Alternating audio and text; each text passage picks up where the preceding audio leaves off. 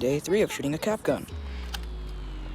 Okay, so first you put your hand on the trigger. There's already ammo in there, as you can see. Wait, so you can see in there, I think. Wait, yeah, you can see in there, I think, right?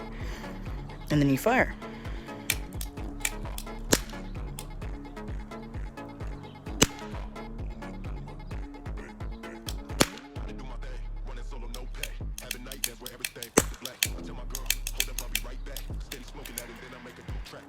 So, now watch this.